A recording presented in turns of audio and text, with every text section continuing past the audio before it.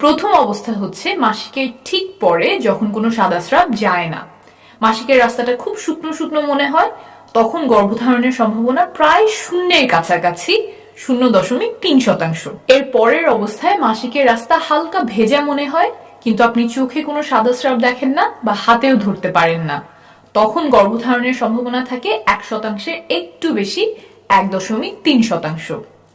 প্রথম এই দুই অবস্থা সবার মধ্যে দেখা যায় না, বিশেষ করে যাদের মাসিকের সাইকেল ছোট তাদের ক্ষেত্রে এই দুই অবস্থা মাসিকের সময়েই হয়ে যেতে পারে। তৃতীয় ও চতুর্থ অবস্থা যেটা বলবো সেটা প্রায় সবার ক্ষেত্রেই দেখা যায়। তৃতীয় অবস্থায় ঘন সাদা স্রাব যায়, সেটা আঙুলের সাথে আঠালো হয়ে লেগে থাকে, কিছুটা এমন। তখন গর্ভধারণের সম্ভাবনা বেড়ে 2.5%-এর কাছে চলে আসে। চতুর্থ অবস্থায় সাদা স্রাব খুব পাতলা এবং পিচ্ছিল হয়, কাঁচা ডিমের সাদা অংশ যেমন মসৃণ আর পিচ্ছিল হয়, কিছুটা তেমন, দেখতে স্বচ্ছ। আর সেই সাদা স্রাব 2 আঙুল দিয়ে টেনে বড় করা যায়, কয়েক ইঞ্চি বড় করলেও ভাঙে না, ছবিতে যেমন দেখছেন। তখন গর্ভধারণের সম্ভাবনা অনেক বেড়ে যায়, 28.6%, অর্থাৎ প্রায় 30%-এর কাছাকাছি চলে আসে। এই চতুর্থ অবস্থা শেষ হওয়ার পর আবার সাদা স্রাব ঘন আঠালো বা নাই হয়ে যায়।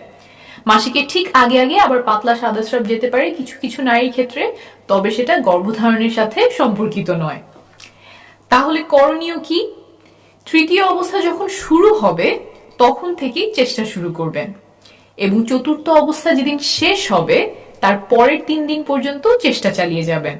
আর একটু আগে দেখেছেন যে চতুর্থ অবস্থায় সম্ভাবনা সবচেয়ে বেশি থাকে, এটা মাথায় রাখবেন। এই গেল প্রথম পদ্ধতি। আমি আরো কয়েকটা সহজ উপায় এখন শেখাবো, কারণ সবার শরীর তো একভাবে কাজ করে না, নানা কারণে সাদা স্রাব ভিন্ন হতে পারে। কয়েকটা পদ্ধতি যদি বুঝে নেন তাহলে একটা না একটা আপনাকে সঠিক সময় বুঝতে সাহায্য করবে। দ্বিতীয় পদ্ধতিতে চলে যাই, এটা হলো শরীরের তাপমাত্রা মাপা। মাসিকের সময়ে আর মাসিকের পর পর শরীরের তাপমাত্রা কিছুটা কম থাকে। যখন ডিম্বাশয় থেকে ডিম্বাণু বের হয়, অর্থাৎ ডিমটা ফোটে, তখন একজন নারীর শরীরের তাপমাত্রা খানিকটা বেড়ে যায়। না মাপলে এটা সাধারণত বোঝা যায় না, কারণ খুব সামান্য পরিমাণে বাড়ে, 0.2 ডিগ্রি সেলসিয়াস বা 0.4 ডিগ্রি ফারেনহাইটের মতো। আপনি যদি প্রতিদিন শরীর তাপমাত্রা মাপতে থাকেন তাহলে কখন বেড়ে গেল সেটা আপনি ধরতে পারবেন। এই ক্ষেত্রে একটা রুল মনে রাখবেন, 6-এর পরে 3। টানা 6 দিন কম তাপমাত্রার পরে টানা 3 দিন বেশি তাপমাত্রা থাকতে হবে। একদিন তাপমাত্রা এসে সেটা আবার চলে গেলে তা হবে না, সেটা মানসিক চাপ বা অন্য কোনো কারণে হতে পারে। এই যে টানা বেশি তাপমাত্রা শুরু হলো, এটা শুরু হওয়ার 3য় দিন পর্যন্ত ফার্টাইল উইন্ডো থাকে। এই বেশি তাপমাত্রা যতদিনই থাক, ধরে নেবেন 3 দিন পরে ফার্টাইল উইন্ডো শেষ। কিছু নিয়ম মেনে তাপমাত্রা মাপতে হবে, যখন তখন মাপলে হবে না। কখন মাপবেন?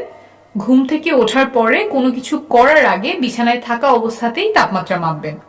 প্রতিদিন একই সময়ে মাপতে চেষ্টা করবেন, অর্থাৎ নিয়মিত একই সময় ঘুম থেকে ওঠার অভ্যাস করতে হবে।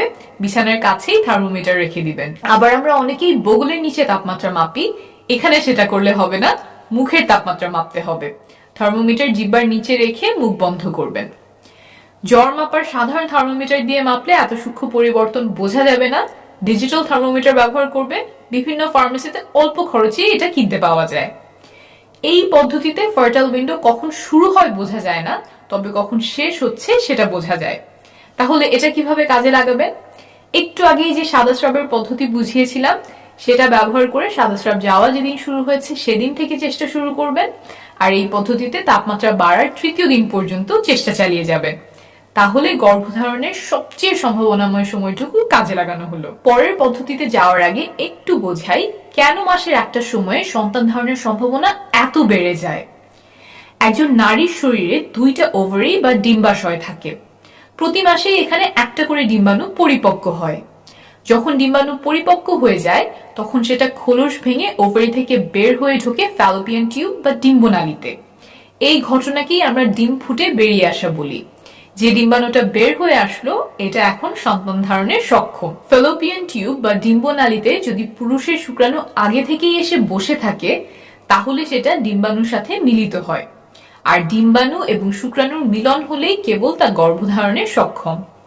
যদি শুক্রাণু মিলিত না হয়, ডিম্বাণু একা একা জরায়ুতে এসে পৌঁছায়, তাহলে তার কয়েকদিন পরে জরায়ু তার গায়ের মোটা প্রলেপ ঝেড়ে ফেলে, সেখান থেকে রক্তক্ষরণ হয়।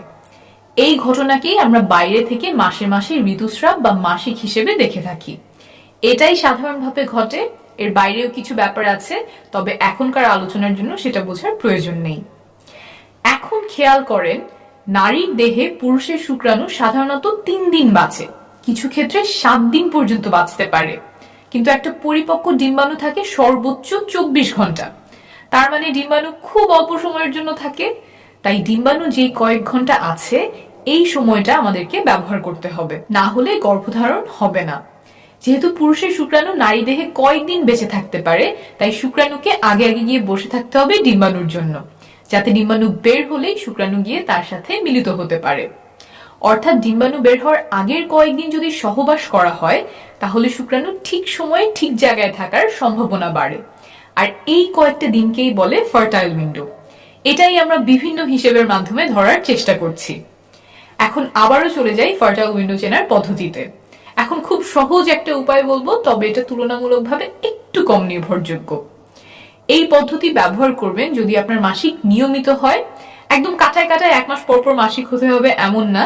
যদি 26 থেকে 32 দিন পরপর মাসিক হয়, তাহলে এই পদ্ধতি ব্যবহার করতে পারবেন। এই পদ্ধতি অনুযায়ী মাসিক শুরু হওয়ার পর 8 নম্বর দিন থেকে 19 নম্বর দিন পর্যন্ত আপনার ফার্টাইল উইন্ডো। অর্থাৎ যদি 1 তারিখে মাসিক শুরু হয়, তাহলে 8 তারিখ থেকে 19 তারিখ পর্যন্ত সময়টাতে আপনার গর্ভধারণের সম্ভাবনা সবচেয়ে বেশি থাকবে। তবে শুধুমাত্র এই পদ্ধতি ব্যবহার না করে সাথে অন্য পদ্ধতিও মিলিয়ে ব্যবহার করার চেষ্টা করবেন, কারণ সবসময় যে 8 নম্বর থেকে 19 নম্বর দিনের মধ্যেই ডিম্বাণু বের হবে এমন নয়। এই জন্যই অন্য পদ্ধতিগুলিও বুঝিয়েছি। এখন চলে আসি 4 নম্বর পদ্ধতিতে। এটা একটু কষ্ট করে হিসেব করতে হবে, তবে ভালো কাজ করে। পদ্ধতিটা হলো ক্যালেন্ডারের তারিখ হিসাব রাখা। প্রথম যেদিন মাসিক শুরু হয় সেই তারিখটা ক্যালেন্ডারে দাগ দিয়ে রাখবেন। মাসিক কবে শেষ হলো সেটা দাগানোর প্রয়োজন নাই। এরপরে আবার যেদিন মাসিক শুরু হবে ক্যালেন্ডারে সেই তারিখটা দাগ দিবেন। এই দুইটা তারিখের মধ্যে যত দিনের পার্থক্য সেটাই আপনার মাসিকের সাইকেলের দৈর্ঘ্য। ধরেন আপনার মাসিক শুরু হলো 1 তারিখ, তারপর আবার মাসিক হলো সেই মাসেরই 29 তারিখ। তাহলে 1 তারিখ থেকে সাইকেল শুরু হয়েছে, 28 তারিখে শেষ, 29-এ আবার নতুন সাইকেল শুরু। তাহলে এবার আপনার সাইকেল ছিল 28 দিনের। এভাবে অন্তত 6 মাস ধরে আপনার মাসিকের হিসাব রাখতে হবে। সবগুলোর দৈর্ঘ্য হয়তো একই হবে না, কোনটার আসবে 33 দিন, কোনটার 26 দিন। যখন 6টা দৈর্ঘ্য আপনি পেয়ে গেছেন, তার মধ্যে সবচেয়ে লম্বা আর সবচেয়ে ছোট সাইকেল দুটো আপনি নেবেন। সবচেয়ে ছোট সাইকেল থেকে 18 বিয়োগ করলে যেই সংখ্যাটা পাবেন, আপনার সাইকেলের সেই দিন থেকে ফার্টাইল উইন্ডো শুরু। আর সবচেয়ে লম্বা সাইকেল থেকে 11 বিয়োগ করলে যে সংখ্যাটা আসবে, সেই দিন আপনার ফার্টাইল উইন্ডোর শেষ দিন। একটা উদাহরণ দিয়ে বোঝাই। ধরা যাক আপনার সবচেয়ে ছোট সাইকেল হচ্ছে 26 দিনের। এখান থেকে 18 বিয়োগ করলে হলো 8, অর্থাৎ আপনার সাইকেলের 8ম দিন থেকে ফার্টাইল উইন্ডো শুরু। তারপর ধরেন আপনার সবচেয়ে লম্বা সাইকেল হচ্ছে 33 দিনের। 11 বিয়োগ করলে হয় 22, অর্থাৎ আপনার সাইকেলের 22তম দিন হচ্ছে শেষ দিন। তাহলে মাসিক শুরু হওয়ার পরে 8 নম্বর দিন থেকে 22 নম্বর দিন হলো আপনার ফার্টাইল উইন্ডো। এর যে কোনো একদিন আপনার ওভারি থেকে ডিম্বাণু বের হওয়ার সম্ভাবনা আছে, তাই এই সময়টাতে সহবাস করলে শুক্রাণু আগে আগে গিয়ে ডিম্বাণুর জন্য বসে থাকতে পারবে। মাসিকের সাইকেল হিসাব করার সময় সাধারণত 2টা ভুল দেখা যায়। 1, মাসিক শেষ হওয়ার দিন থেকে অনেকে গোনা শুরু করে, কিন্তু হিসাব করতে হবে যেদিন মাসিক শুরু হলো সেই দিন থেকে। 2, অনেকে পরের মাসিক শুরু হওয়ার দিনটাও গোনে। পরের মাসিক যেদিন শুরু হলো সেদিন থেকে কিন্তু নতুন সাইকেলের হিসাব করতে হবে। ফার্টাইল উইন্ডো চেনার আরো অন্যান্য কিছু উপায় আছে। বাজারে ওভিলেশন কিট পাওয়া যায়, যেগুলো কিছুটা প্রেগন্যান্সি টেস্টের মতো। প্রস্রাবে হরমোনের লেভেল মেপে বলে দেয় কখন ডিম্বাণু বের হয়ে আসতে পারে। সেগুলোও ব্যবহার করতে পারে, তবে দাম তুলনামূলকভাবে বেশি। মোবাইল ফোনে কিছু অ্যাপ পাওয়া যায়, যেমন ক্লু, গ্লো ইত্যাদি। মাসিকের তারিখ বসালে তারা ফার্টাইল উইন্ডো হিসাব করে দেয়, তবে এই সবগুলো অ্যাপই নির্ভরযোগ্য না। ব্যবহার করলে আপনার সাইকেলের দৈর্ঘ্য সম্পর্কে একটা ধারণা পেতে পারেন। এছাড়াও ডিম্বাণু বের হওয়ার পরে স্তনে বা তলপেটে ব্যথা হতে পারে, পেট ফাঁপা লাগতে পারে, তবে এই লক্ষণগুলো ব্যবহার করে ফার্টাইল উইন্ডো বের করা নির্ভরযোগ্য নয়।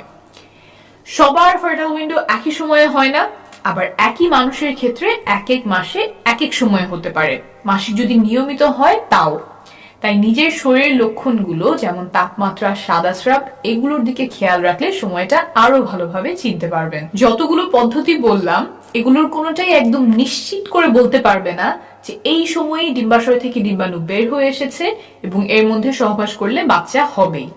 তবে পদ্ধতিগুলো অনুসরণ করলে, বিশেষ করে কয়েকটা পদ্ধতি সমন্বয় করলে সন্তান ধারণের সম্ভাবনা অনেকটা বাড়বে। মনে রাখবেন, নিয়মিত সহবাস করলে অর্থাৎ 1 দিন বা 2 দিন পরপর সহবাস করলে 1 বছরের মধ্যে 80%-এরও বেশি দম্পতি সফল হন। তাই 3-4 মাস চেষ্টা করে সফল না হলে ঘাবড়ে যাবেন না, সময় লাগতে পারে। 1 বছর নিয়মিত চেষ্টা করার পরেও সফল না হলে ডাক্তারের পরামর্শ নেবেন। আর নারীর বয়স যদি 35-এর বেশি হয় তাহলে 6 মাস চেষ্টা করার পরেই ডাক্তারের শরণাপন্ন হবেন।